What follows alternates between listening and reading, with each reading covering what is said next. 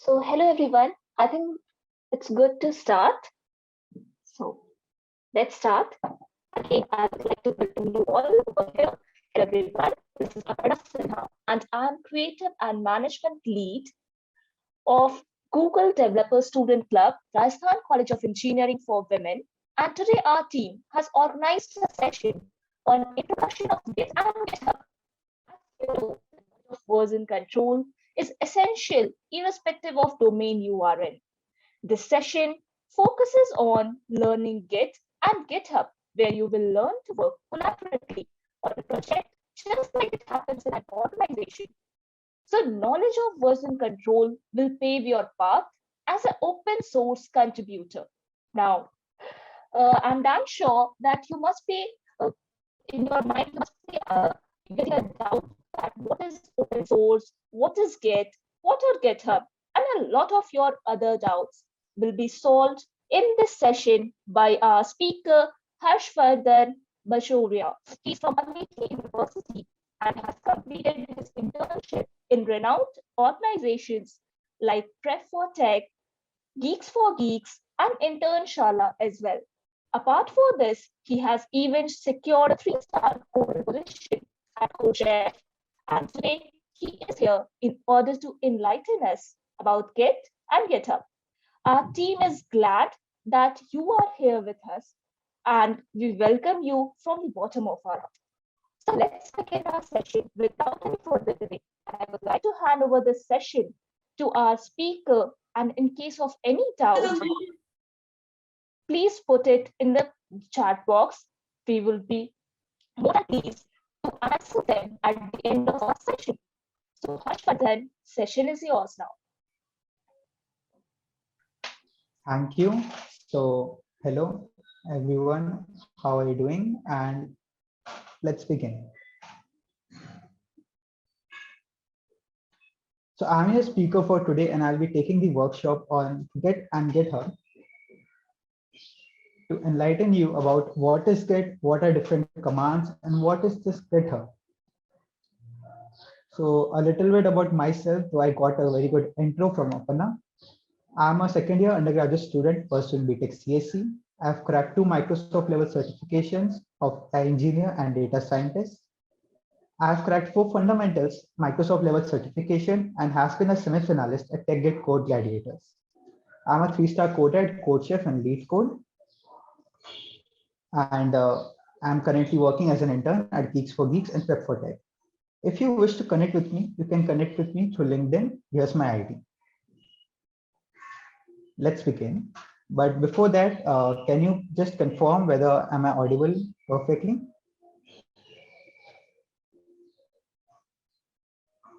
Could you please just write yes if I'm okay? Okay, that's great. Let's begin. So what is Git? Git is a distributed version control system that is available for free and is for open source. Now, what does this two term version control system and open source means over here? Let's have a look. So what is version control? You can understand it with the combination of 3 words, that is content, themes, and agility. Over here, content means that it helps you keep track of all of the contents that's present inside your project folder. That means if you make any particular change, whether it be addition, deletion, or any modification of your files or the contents in the files, version control will help you keep track of all of it and maintain a complete history of it. Next, teams. It allows teams and its peers to have collaboration among them so that a project on which 4 or 5 or maybe more than that teams are working together. They can help communicate, send reviews and feedback so that the development process of that particular software is not hindered any day. Agility. You must have heard the term agile. That means to adapt quickly to any change. Similarly, version control system helps you easily adapt to any change that's happening inside your project folder. Whether it be easily testing, fixing, or undoing any change that's happening inside your project folder during the development process, version control helps in all of this. Now you might be thinking, okay, is version control specifically for a particular type of content? No, it's not. You can use it for any type of content that's out there, whether it be images, videos, Excel sheets, or your doc file or your TXT file. Any content that's out there can be used with version control. Next, let's learn what is open source. Open source softwares are softwares with a source code that can be accessed by anyone around the world. That means the person who owns the software or the person who has the permission and the access to the source code. Can everyone mute? Thank you. So yeah, anyone who has access to that source code or who owns that particular source code of that software has hosted it on the platforms like GitHub, GitLab, or Bitbucket, so that everyone around the world who has access to internet can go and look at the source code. Not even look, if they find that they can make some enhancement, that is either find a bug which they can resolve, or maybe add a new feature to that software, they can fork it into the system, which we'll be learning later, make the particular enhancement and push it back so that everyone around the world can use it. Some of the famous open source software examples are Linux, Android by Google, and VLC Media Player.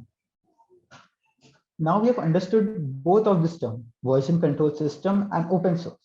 So Git is a software that helps you have version control system in your local system and is available for free and is an open source software. It has been used for many.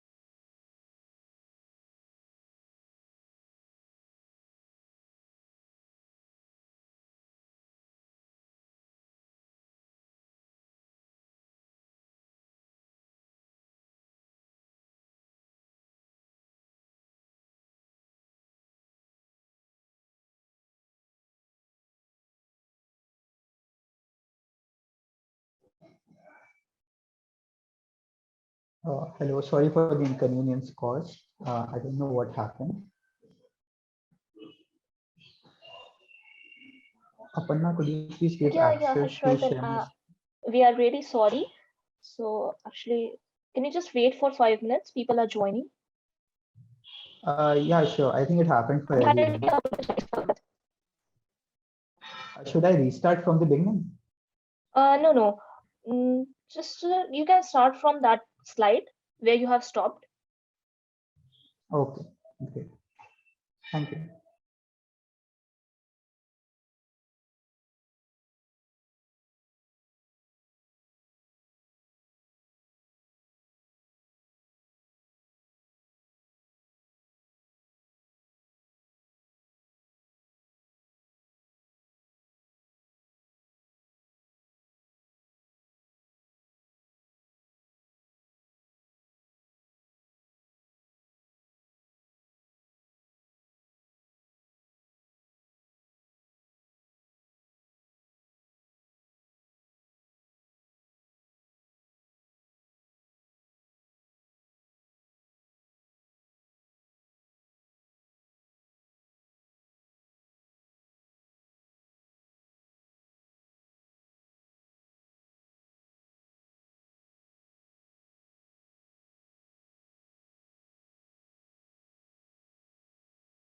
Could you just give me the access?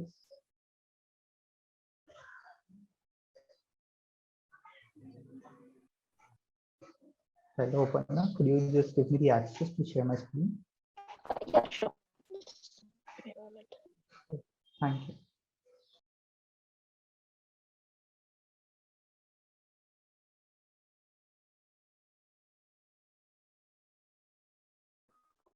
It's done. Please check it once. Yeah, just a second.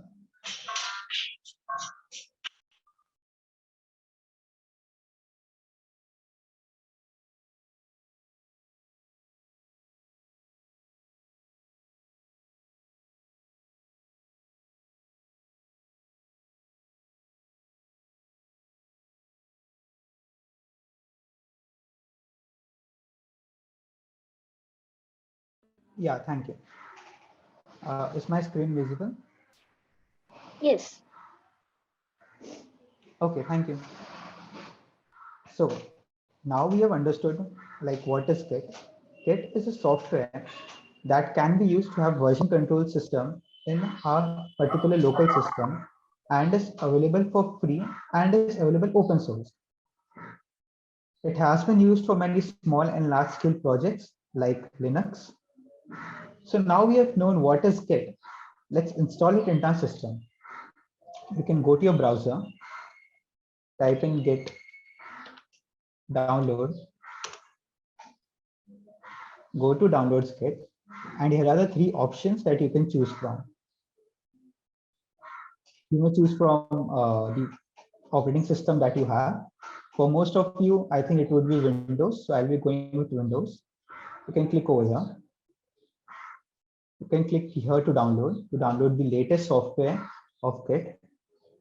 So as you can see, it will get downloaded into your system. For now, I won't be downloading it. You can just download it and then accept the default settings by clicking on next. And finally, it will get installed into your system. For Linux and for Mac, the process will be a bit different. First, you need to go and install Homebrew over here. By going to this site, you can install Homebrew into your system. And then you can install Git by typing this command in your command prompt. Okay, hoping that everyone have installed Git into your system, I'll be moving on. If in case you lag behind somewhere, you can watch the recording, which will be available on the platform itself. So now we can go to command prompt to check whether Git has been successfully installed into our system or not. And this is the place where we're learning all our Git commands. So to check whether Git has been successfully installed, you can type git -- version, which will give the current version of Git installed in your system. So it shows me Git version 2.35.1.windows.2. That means Git has been successfully installed into my system, and this is the version of Git which has been installed. Great. Now let's understand the two methods to config and tell Git who am I. For that, you need to provide your username and an email ID. Let's first give the Git a username. You can do this by typing git config, that is to configure -- global, as it will be used globally in our system. As you can take the example of global variables while we write programs. And then we are configuring user.name, and we can type the username in double quotation marks. So I'm typing my name over here. You can type yours in the command prompt and press enter.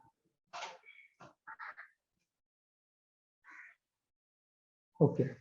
Now to check whether Git has successfully taken your username or not, you can type in git config user.name, and this will show the username that Git has taken for this particular folder. So over here, it shows my name. That's perfectly fine. Now let's go and config the email ID. So the command is a bit similar. Just instead of user.name, we type in user.email, and in quotation marks, we type in the email ID. Oh, okay. I think I made a mistake. It should be git config hyphen global user dot email and the email ID.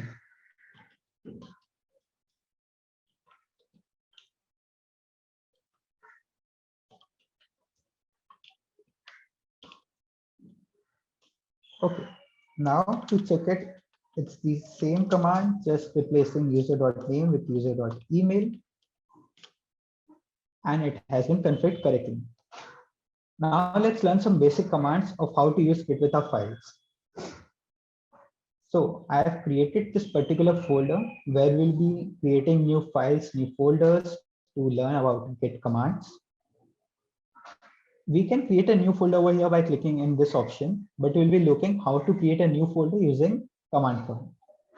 So here's the path of this particular folder, which is C users, my username, then documents and Git and GitHub, which is the folder name. But in case of my command prompt, it's currently at C users and my username. How to travel to documents and then to my folder? You can just type in CD, that means to travel to the next particular directory and documents. So now we're in the documents folder. To go into the Git and GitHub folder, I can type in Git and then press tab.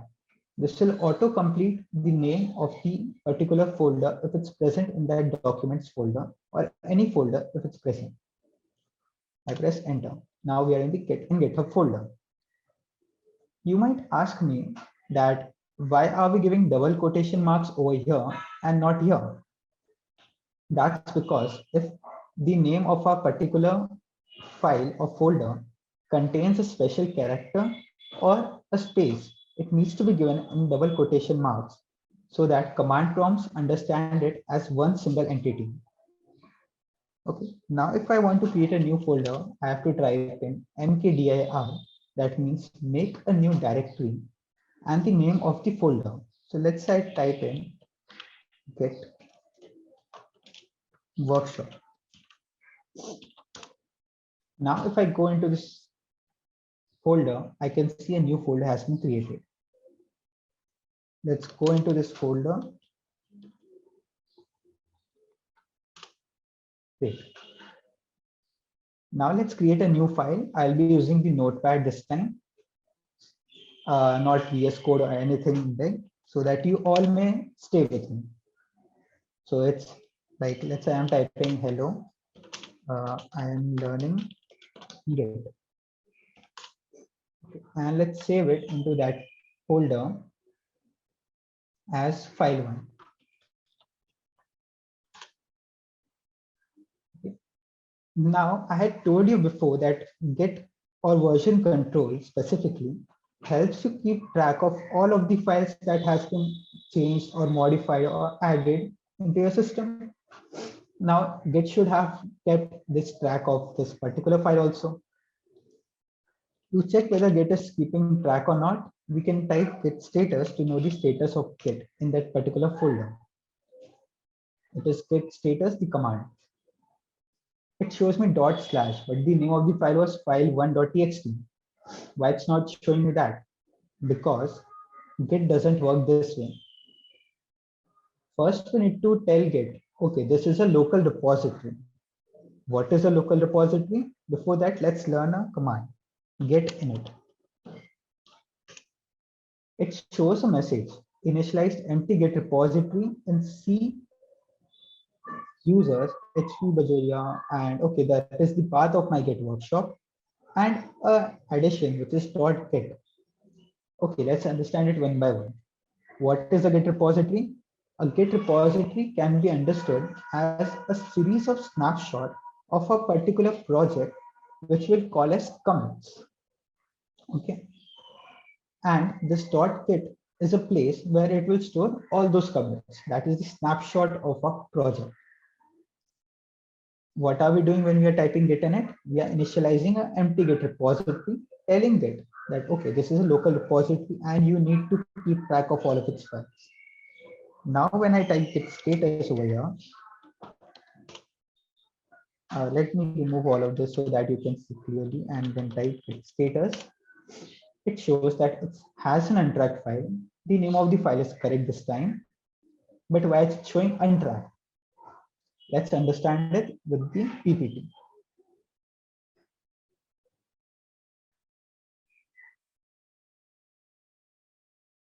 Okay, these are the locations of Git. Currently, we are in the project directory, which is our Git workshop folder. We have a file which has been added. Okay, so when we add or change or make any modification to a project folder, it's first of all present in the working tree, and that's why it's showing it's untracked. Working tree is a place which helps Git keep track of all of the files that's being modified in the local system, but not committed in Git. To make next step to make a commit is to stage the file. That is tell Git, okay, these files are important and I am ready to stage it so that it can be done into the second step. After the final step, that is when we create a commit, it's getting stored in the local repository, which is the .git file of that particular folder. As I had shown you before, it initialized an empty Git repository. In the .git an extra word that was there. That is the place or that is the file that is containing all our commits, or you can say all the history of our commits.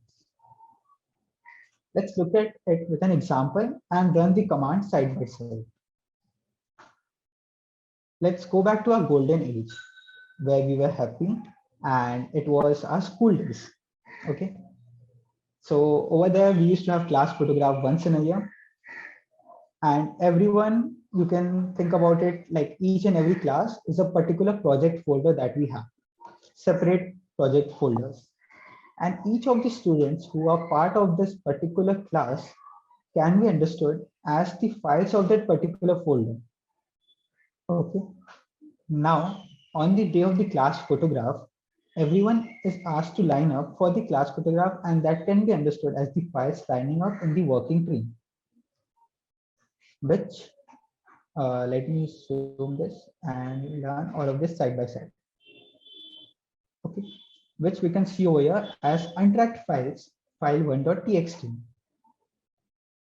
Now, we students are asked when our turn comes of the class, we are asked to stand on a stage based on the height so that everyone's photo comes clean and clear, which can be referred to as staging of the files that I told you before, the second step.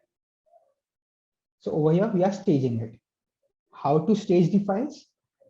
You can type git add, that is added to the staging area, and the file name. So we can either type in the file name in double quotation marks like this, or we can just type in a dot. What this dot will do is add all of the untracked files into the staging area. So if I press enter and then I go to get status to know the status, it shows me that changes to be committed and this has been added to new file and green color. That means it has been staged successfully.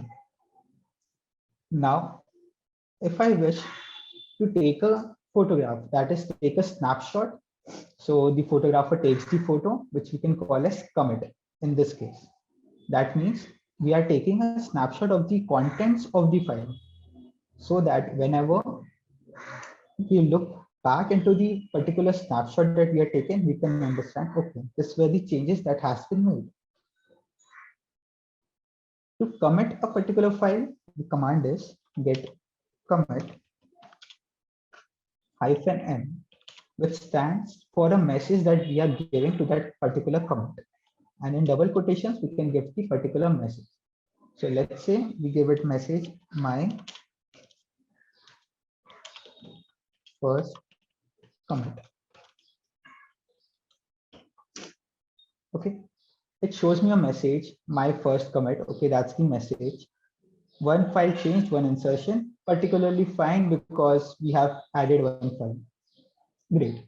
Now, if I type in get status, you will see a different thing. Okay, let me clear all of this and then type get status. And it shows me that I'm on branch master. There's nothing to commit. Working tree is clean, but where's my file gone? Like I had committed it, and till then it was showing me all of the files over here, where it is now. You can understand it in this way that before you all will line up for the photograph.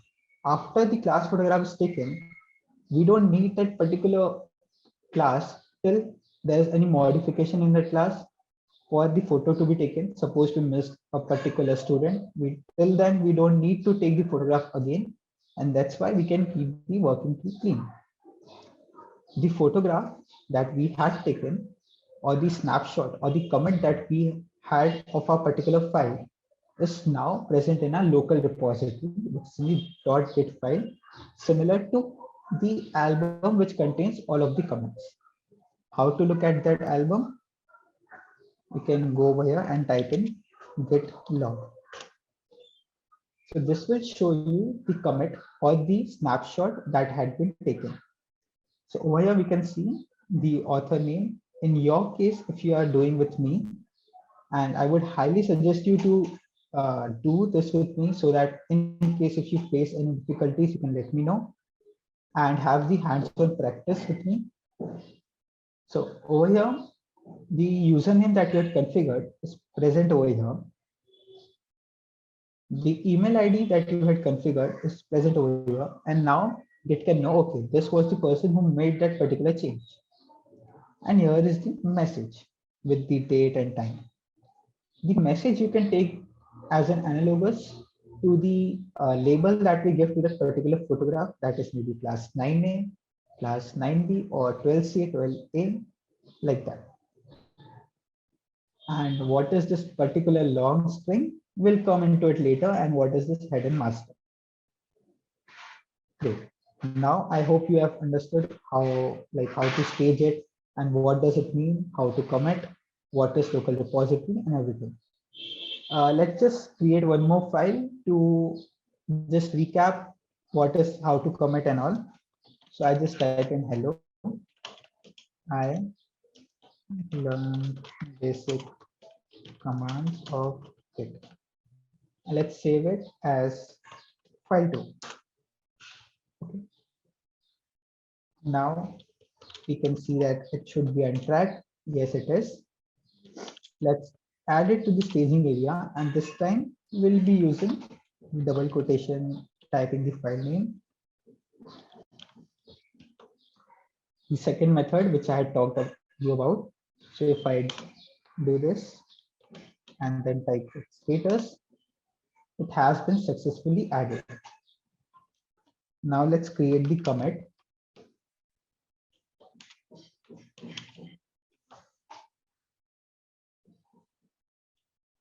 So let's say I type in a new file added,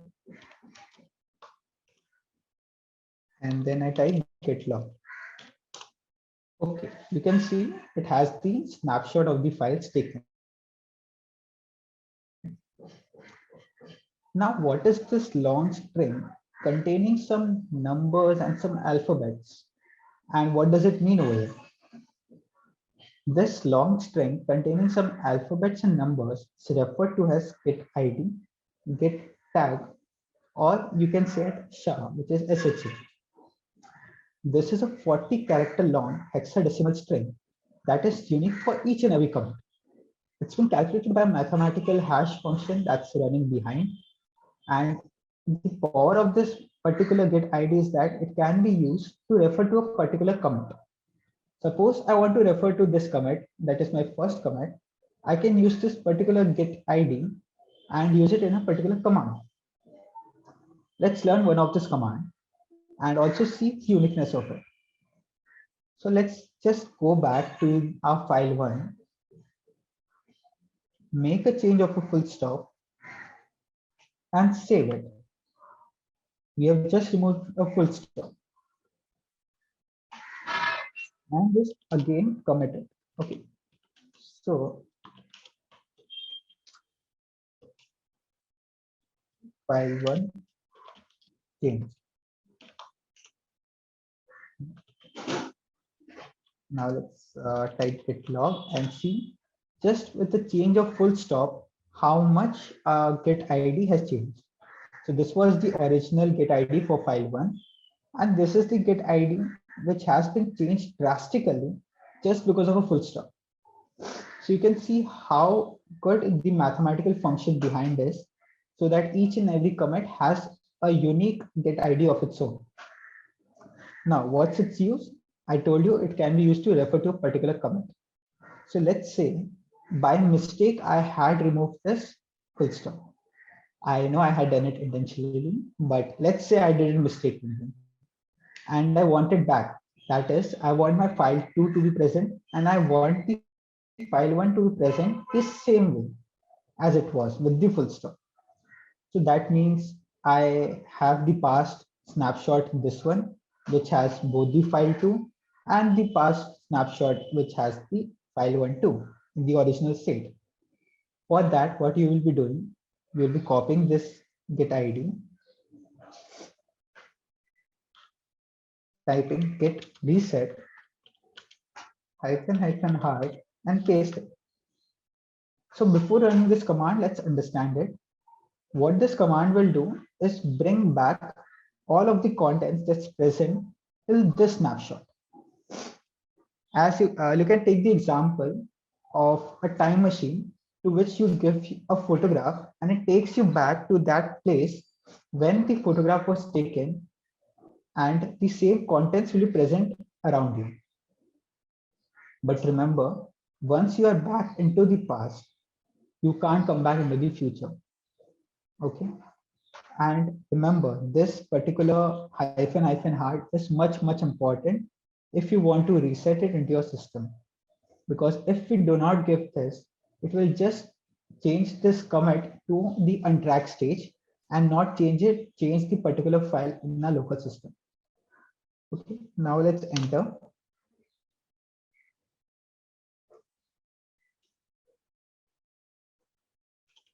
Okay, it shows me head is now at 6D274F2. Okay, this is equal to first 7 digits of this particular kit ID. That means it's now at particularly at this commit. Head over here means you can think of the example of linked list. The head is always at the current position. So over here, it's present at the current position of our commit. And a new file is added, which is referring to obviously the message or the label that get given to this particular commit. Now, if I type in git, let's clear all of this and let's type git log. So we can see the above commit is gone. And let's check our file. We have the full stop back. Okay, that's great. Now you have learned what is git ID and how it works and how you can use it to come back into the past in case you make a mistake. But remember, you can't go back into the future once you are into the past. That is, there is no way for me to go back to the previous commit that was present without the full stop. If any of you have any doubts, you can type it in the chat box. Okay, seems everything is going fine. So let's continue. Now we have learned how Git is working with all of this, how we can use Git to have it stored into the .git file, make commits, stage the file, and maybe reset it if there's a mistake. But how does Git store all of this? Git stores all of this and models this relationship of commits with the directed acyclic graph. You might ask me, what is this directed acyclic graph? So let's take the example over here that A, B, C, D are different commits. Okay. And it's being relationship in the model, the Git graph model, using the directed acyclic graph, which we can see over here. Let's break the terms. So directed means each commit or each particular node represented over here in the Git graph is being present as a particular node and is directed from one node to another. Okay. Acyclic means it cannot form a cycle. That is, if you wish to go from D and go to C and come back to D again using some path, you won't be able to do so in any way. You might think, okay, I can go to D, then B to A and come back to D. No, you can't because it's directed. You can travel in one direction. And if you go from D to B and then come back to A, you will stop over here. You can't go back to C. The arrows over here is pointing to the commits parents. Okay.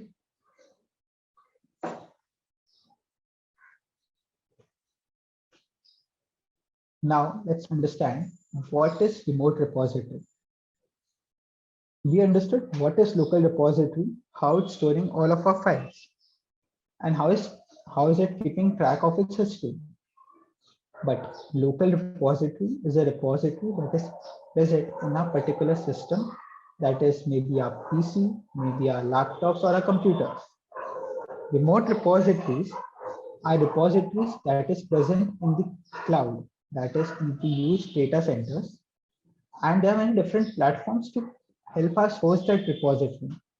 Some of the examples, as you can see, are GitHub, GitLab, and Bitbucket. Let's take the example of a school photograph. We may upload it in social media, which is Insta, Facebook, or Google Drive, so that anyone who is allowed to access it can access it.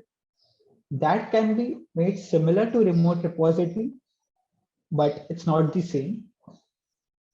But it's similar, like it's the same way you are uploading your source code of the particular project so that it can be accessed by anyone around the world or the particular people who are given access to it. Okay, let's go to github.com.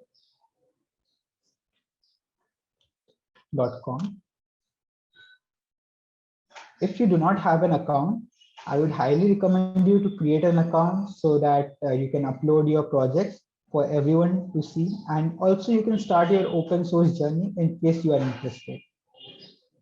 I would also recommend you to sign in to GitHub so that you can stay with me. Next, if you want to create a new repository, click on new. Type in the repository name. So let's say I type in GitHub workshop. For now, we won't be looking on README or .kg anymore. Public and private, you can refer to as if you choose public, anyone around the world can see your repository. And if you choose private, only you can see your repository. Okay, let's create it. It has been successfully created into your system. Now, let's say I want to upload my files. There are two different ways. Let's look how to upload it using our command prompt. So here's the link of a particular folder of a particular remote repository. Copy it. Next, you have to go to the folder, the project folder that contains all of the files of your project which you need to upload. So I'm into Git workshop. Next, type in git remote, add origin, and paste the link. If you break this command, it means we are adding a remote repository, naming it as origin, and here's the name of that remote repository that is referring to the link. Press enter.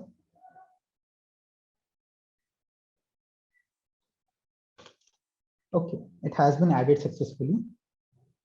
Next, if I want to push all of my files, I can just type in git push origin, and you would see a different thing. It shows me that the current branch master has no upstream branch. Why so? Because if we go to our remote repository and check, there is no particular file present and therefore it doesn't have any branch currently. So we need to set our upstream master branch to that branch of our remote repository. So we can type in git push -- set upstream origin master. That means we are setting the upstream branch of our master as origin, the origin. This will upload all of the files that is present in that particular project folder into the remote repository. Now, if we go and refresh it, here are all our files uploaded. There is a second method which I would not recommend you to use, but in case you can choose the upload files option, choose your file and then upload it. Okay, let's suppose I am just creating a short file, let's say readme.md file. So we are learning then GitHub, let's say.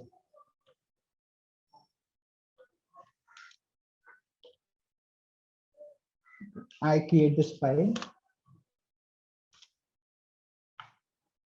in my documents folder and let's name it readme.md.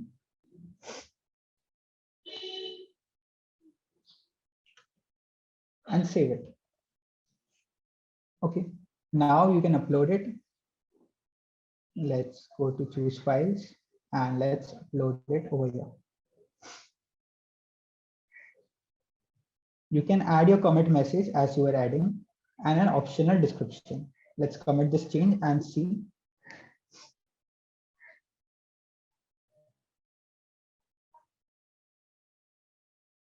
Okay, it has successfully added the README file over here. You might ask me why it's not showing the content of other files as it is showing for README. It's a default behavior of GitHub to show anything present in the README file over here so that it can be worked as a description to the repository. It uses the markdown format. So remember to use a markdown format to make it a heading or italics or bold or anything that you want. Now, how to contribute? Like if you wish to contribute to open source, let's have a look. So suppose there is a repository and I type Linux. Now there are many repositories. Suppose I choose Raspberry Pi Linux and I wish to contribute over here. You can't directly contribute or add files as we were doing before because we do not have access to this repository. Then how can we do it? For that, I have created a repository for all of you, which you can work with me and share your reviews and create your pull request. So let's use it now. So I type in my username to search it.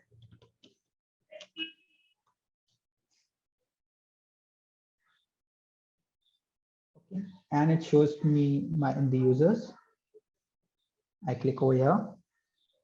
Next, I go to workshop reviews. And to copy it into my remote repository, I just click on fork. It forks it into my system.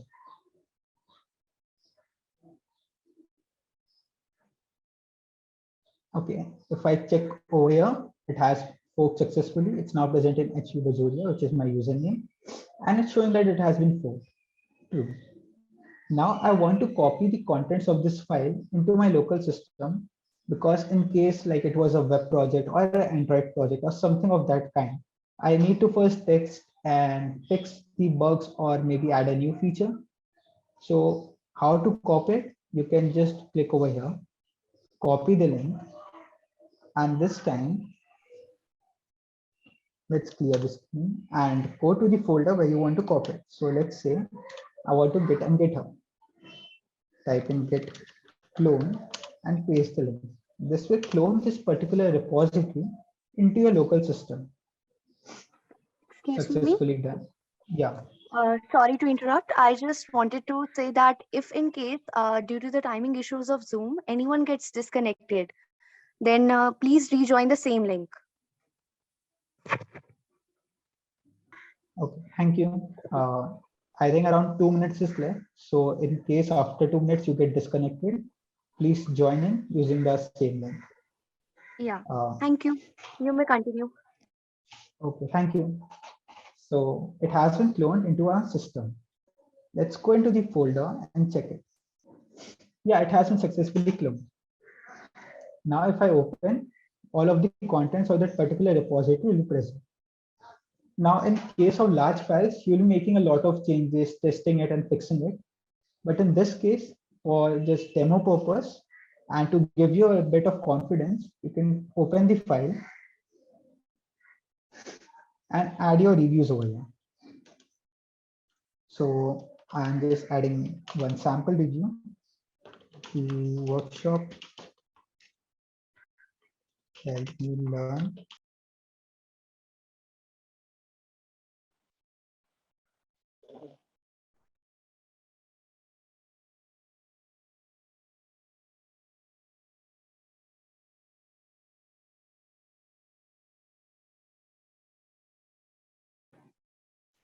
Yeah, hi everyone. Sorry for delay. Actually, there was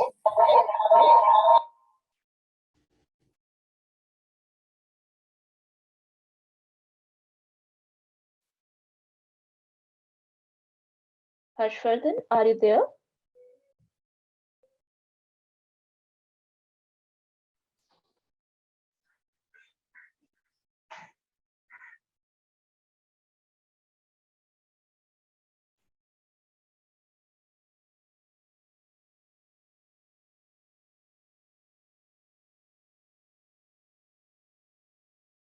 I'm not able to hear you. Are you there? Yeah, I am here. Yeah. So you may continue. Sorry guys for the delay. Okay. Thank you everyone for joining in back, and let's continue. So just give me a confirmation if you can see my screen. Yeah, it's visible. Okay, thank you. So let's continue. So we were in a readme.md file, and we are making a particular change in case of big softwares, or when you are making the open source, or you are making the open source contribution. Over there, you'll be making change in the particular software's code and testing it, fixing it, and trying it out in different ways. So let's say over here, we are just adding this particular review. So we go over here in the readme.md file of that particular repository that we had forked in. Why are we giving this asterisk marks over here? To make it italic.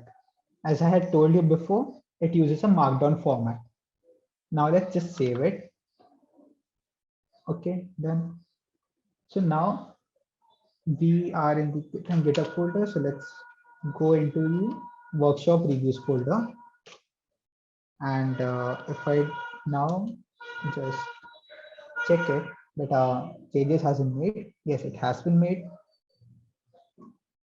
But if I go into my local repository or the remote repository, I mean, we refresh it, then still I don't find any change present over here. Why so? Because it's not directly linked with your local repository. Every time you wish to sync your remote repository with the local one or the local with your remote, you need to enter some commands so that it gets synced for that particular time period. So let's learn how to do that. We can type in git push origin. This command, before running this command, let's understand.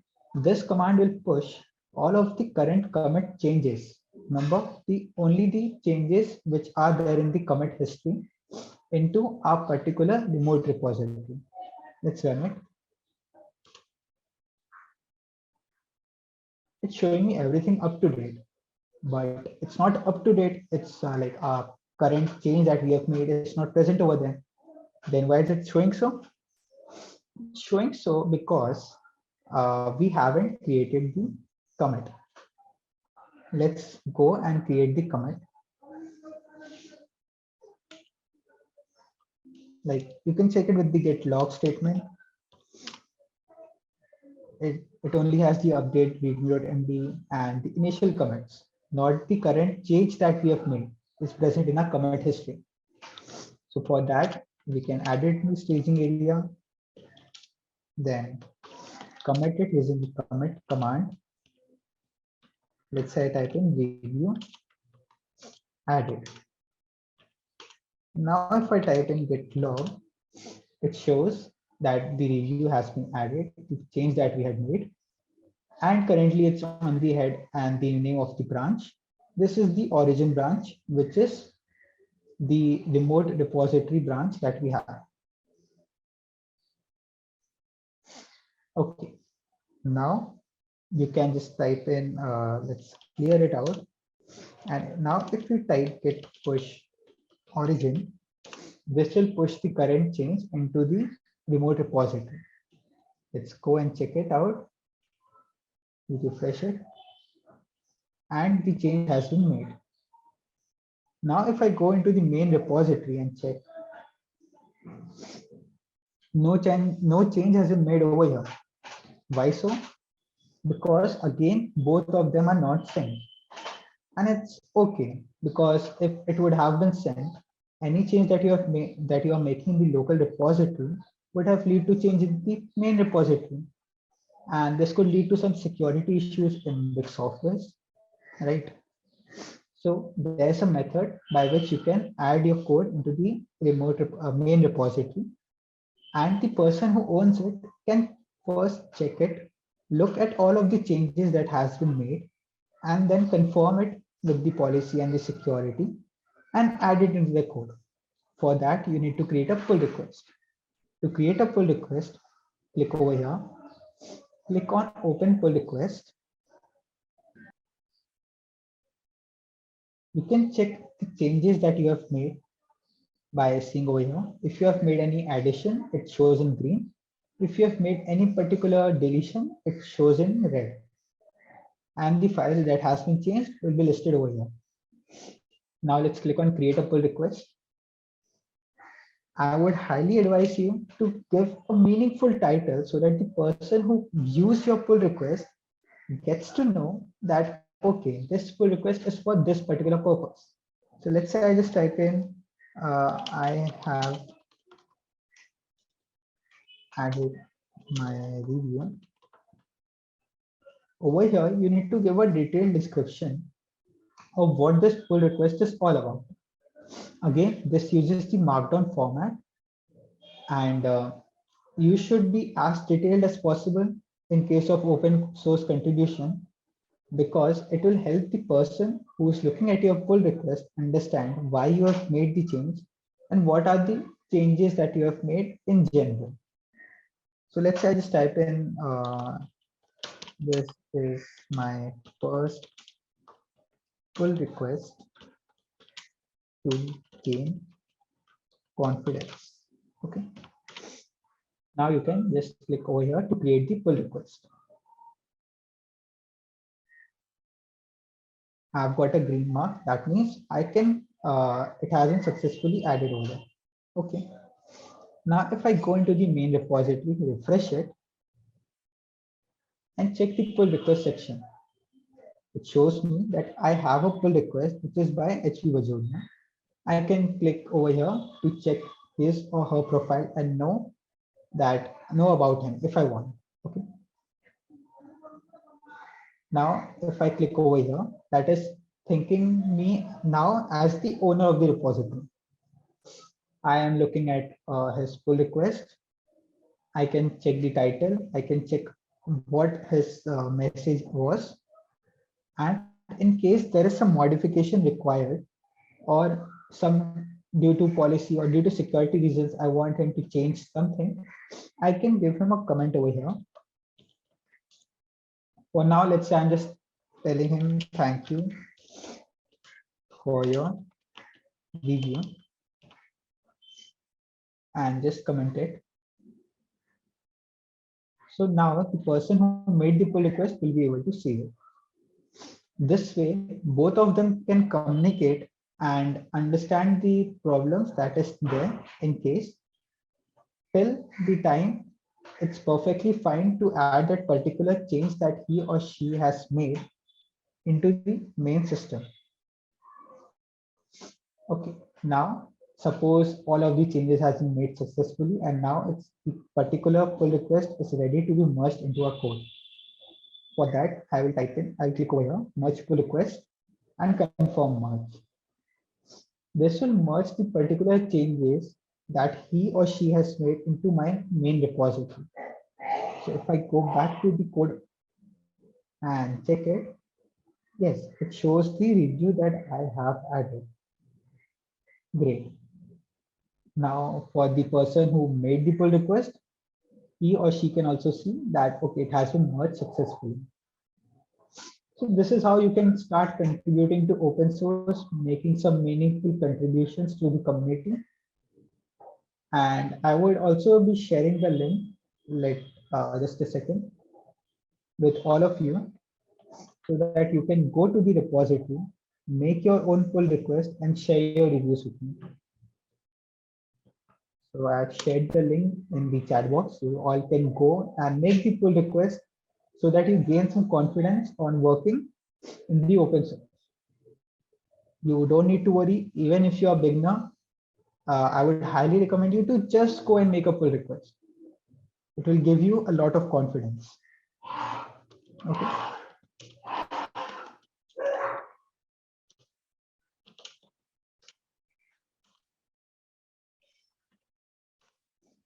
Okay, so there's one more last concept that we'll look into, that is branch.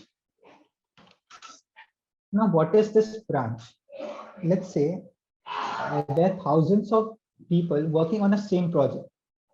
Okay, and if all of them make the same changes that they want separately in the main branch, it can lead to merge conflicts.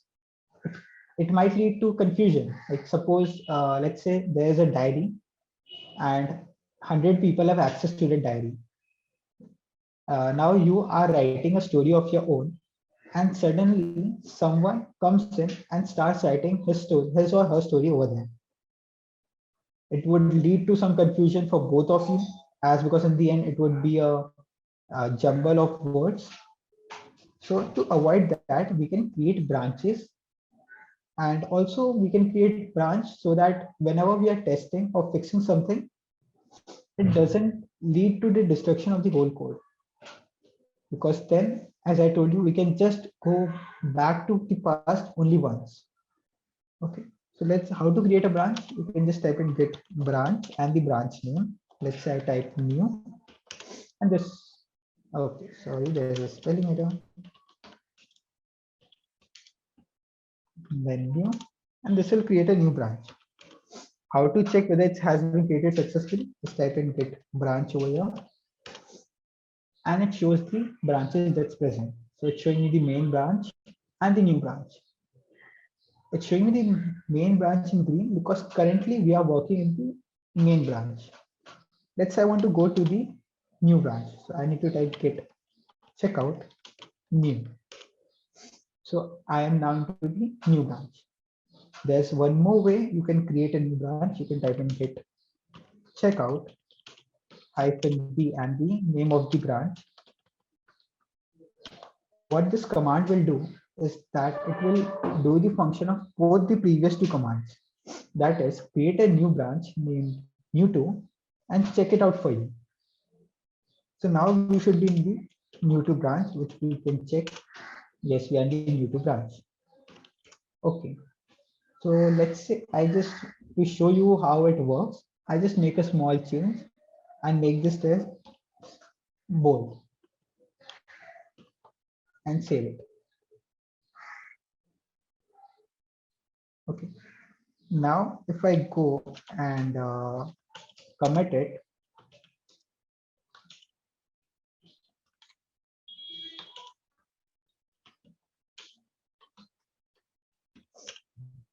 and type in git log, it shows me all of the logs with the review modified. Currently, the head is at new2, which is perfectly fine because in the end we did the last commit, and all of the other origin, that is our remote repositories head and remote repositories main branch, the new branch and main branch are on the previous commit. Okay.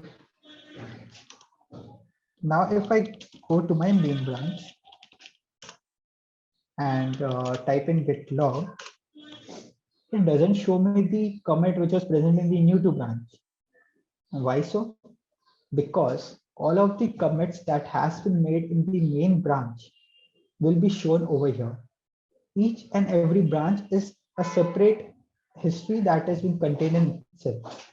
And that's why we should create branch when we are developing or working on a big or a large scale project, so that if we make some errors, we can rectify it without hindering the main code. Okay. Now let's say I want to see all of the logs together. I can just type in get log hyphen all, and this will show all of the logs. But I don't want to see so many things. Let's say I don't want to see who was the author, the date, and so many details. I can type in get log hyphen one line, and this will give me a brief history, that is a short description of all of the comments, as you can see over here. Only the starting 7 digits or characters of a particular Git ID, the current position, and the message. That's it. To help you get a brief uh, log statement. Great. Now you can see that we have not worked with the new branch and it's of no use.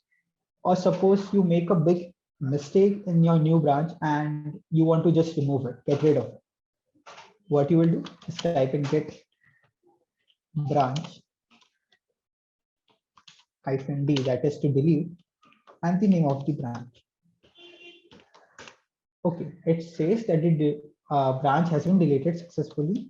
We can check it out using get branch. Yes, it has been deleted. Now I am ready. I have done all of the changes, tested it, fixed, and it's ready with the new to branch. And I want to merge it with the main branch. What I can do is type get branch and merge, then the name of the branch. This will merge the new to branch into my main branch. Now if I type get log, okay, it has been merged into both of them. Okay, great. And this is how you can work with branches and make the necessary changes that you have into your local system. So let's have a small recap before ending this workshop of how and what we have learned today. So first we learned what is Git. To understand it much better, we learned what is version control. We learned what is open source and the power of open source, that is it allows collaboration between collaborators from anywhere around the world. It can be lakhs, billions, or millions of people contributing to the same software and helping it to improve each and every day. Then we learned how Git has been used. We installed Git into our system. We learned how to configure our username and the email ID. Then we learned how to initialize an empty Git repository. What are the different locations of Git? That is the working tree, staging area, and the local repository. We learned with an example of a class photograph of how to, like, how is the working tree working, how to stage the file using the git add command, how to take the snapshot, that is create a commit using the git commit command, and finally, how it's being stored in the .git file, that is our local repository. After that, we learn what is git ID or git tag, how to use it to go back into the past, that is restore a file or go back into the previous commit. We learn how Git stores all of this using Git graph, which is a directed acyclic graph. We learned what is remote repository, what are the different platforms that are being used, GitHub, GitLab, and Bitbucket. We learned mainly GitHub for this time. We learned how to create a remote repository, then how to use that remote repository to upload our files, how to then seize anyone else GitHub repository, fork it into our system if you can make some enhancement, fork it, make the changes, and then again push it back using the pull request method. Finally, we learned how to create branches. So thank you for joining in this journey, in this workshop, and hope all of you have a great start in your open source journey, or just open a GitHub account so that you can upload all of your projects so that everyone around the world can see your project and maybe make some improvement if required, or suggest you some better methods to implement it. Or you can just add it in your portfolio. Thank you. And you may throw your questions on me, and also just go and make a pull request, even though if you are beginner, so that you can gain some confidence of contributing in open source. I think there is a link. Yeah, I'm explaining how to create a pull request once again. And there will be a link which is being shared by Srishti in the starting. Yeah, it's shared again. Thank you. So you can head over to this link and download the cheat sheet, which contains all of the different uh, methods or Git commands that you can use. If you face any issue, you may contact me using LinkedIn. So I'll be sharing my LinkedIn URL in just a second. I'm just showing how to make a pull request once again. Just give me a second. Till then, you can ask your questions once again if you wish to.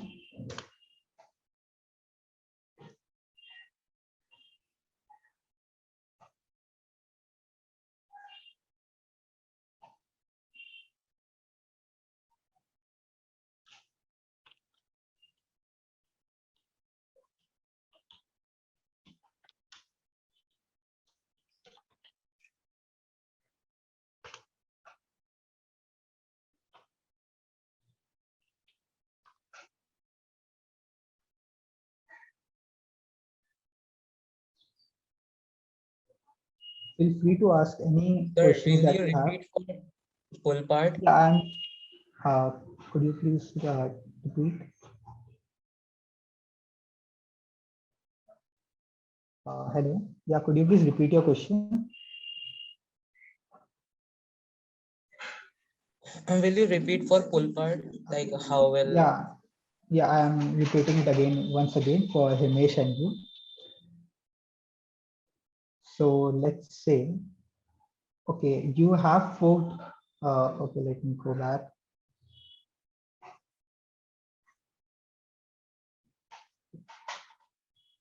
So all of you are over here with me. Like you have forked the repository.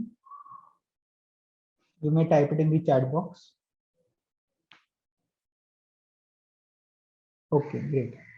So after forking it into your remote repository, you will get your username and then the name of the remote repository over here with a message that is forked from. Okay. Now, in case you were not able to fork it, I can show you again. But since everyone has forked it, so let's continue. So now I want this particular folder to be present into my local system so that I can, like in this case, there is only a readme.md file. But in case of large softwares, you need to make some particular changes. You need to make some particular changes over there. That is maybe, let's say, test some particular functionality of a web browser, or maybe test some links and fix it. So for that, you need to copy it into your local system. How will you do that? You can click on code, copy the URL of that remote repository, go to your command prompt. So let me clear all of this. Now go to the place where you want it to be cloned. So let's say I want it to be cloned into my, let's say documents folder. Okay. So I can, maybe let's create one more folder for this. Let's name it Git. Okay. And go into this Git folder. Okay. Now you can just type pin git clone and paste this link. Okay. This will clone this particular repository into your local system. In case it's throwing you an error, just type in git init before running this particular command. Okay. what this command does is initialize the Git repository and tell Git to work over here. That is allow Git commands over here. So maybe you are facing this issue of getting an error. Let's say I go back, create one more folder. Let's say pull request.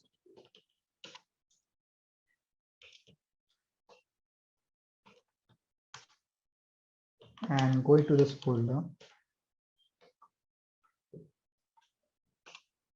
Okay, and just type git clone and paste it. Still it's working. So I think it should work for all of you, but in case it's not working, just type in git in it and it should be fine. Okay, all of you are there with me? Okay, there is no question, so it means it's Thank fine. Okay, now it's into our particular system. So we can just, let's say, go into the pull request or workshop reviews, and let's add another review. So let's say I'm just typing it. It was a good session. And let's say I just name it for now, someone. Okay. And save it. Now I can go back to the command prompt. First, I need to make a commit. Okay. First, I need to make a commit so that whenever we try to push something, only the commits are being transferred with the files. That is, only the changes that have been present in the commit history will be present in the remote repository. Remember that. So I need to make the commit, that is first stage the file. Okay. Okay, I'm not into that repository. Let me go into, yeah. Now I can add it. Now let's just commit it. Second review, I think let's type in this review added.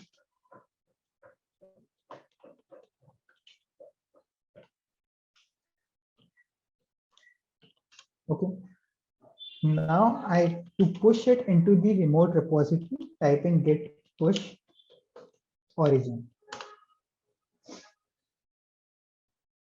Done.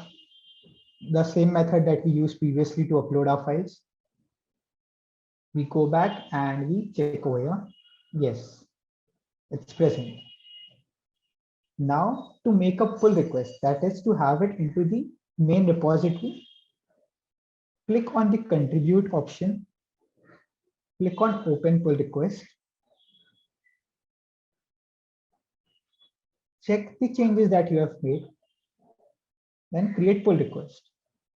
Give a meaningful title so that the person who is viewing your particular pull request understand it.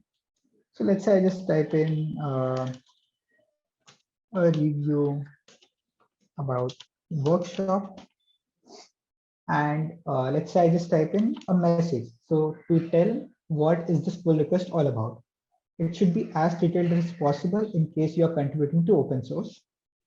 So let's say I just type in over here my review about this workshop. Okay. And I create this pull request. Pull request successfully created. Now for a person who is owning that repository, how will we see it? He goes to the remote repository. Like he goes to his remote repository. I go to pull request. I check, okay, there's a pull request. I click on it.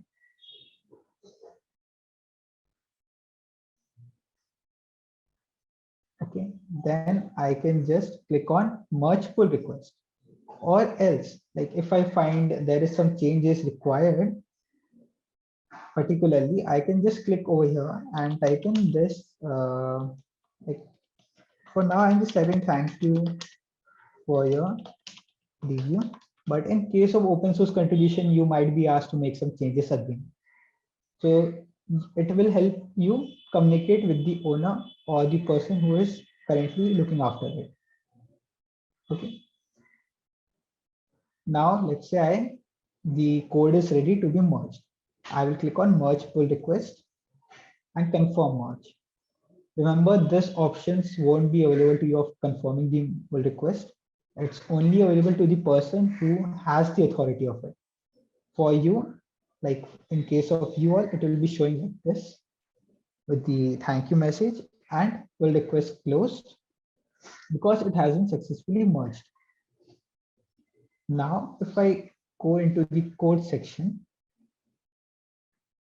and check, the review has been added. That is, the changes that was there has been made into the system, and the commit is also being added, which is merge pull to request and the review added commit history. Great. So were you able to make your pull request?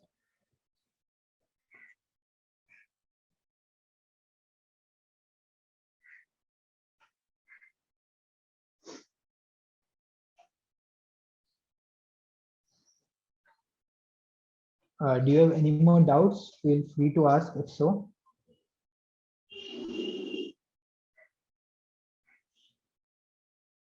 No doubts.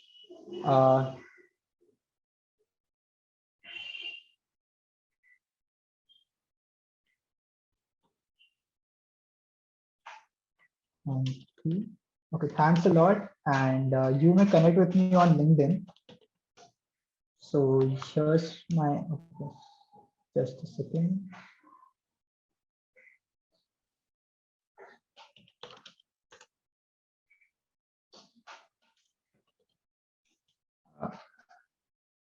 Okay, sorry. Okay, you may connect with me on LinkedIn. I think I should stop recording. Yeah. Thank you, Himesh. Himesh, could you please have you made a pull request?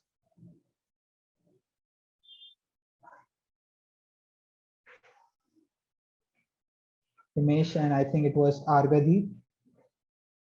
I would highly recommend every one of you to go and make a pull request so that you have some confidence that you can contribute to open source. Yeah, sure, we will do. Yeah, thank you. In case you wish to connect with me, you can connect with me on LinkedIn. Here's my LinkedIn URL. And if you have any doubts, please feel free to ask me on LinkedIn also. And I'm here for, I think, I don't know how much time. You may ask me over here also till we are in.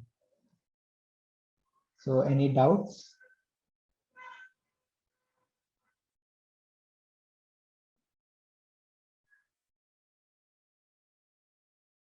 No, Harsh. Okay, thank you. I would like to hand over the session to Aparna. And thank you for giving me this opportunity.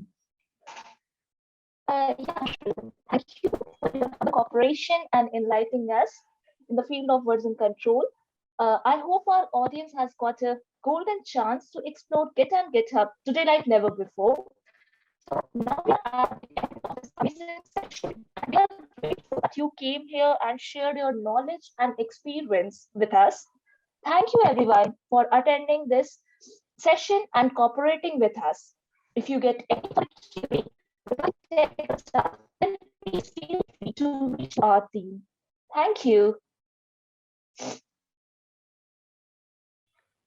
Thank you everyone for joining. I request you all to please fill the post-session form that you might get on your email. And thank you again for joining and bearing with us. Thank you so much, Harshvardhan, for being the guest speaker and explaining the version control in such an amazing way.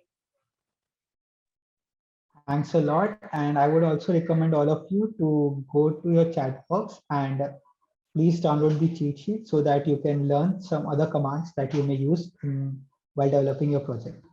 Thank you.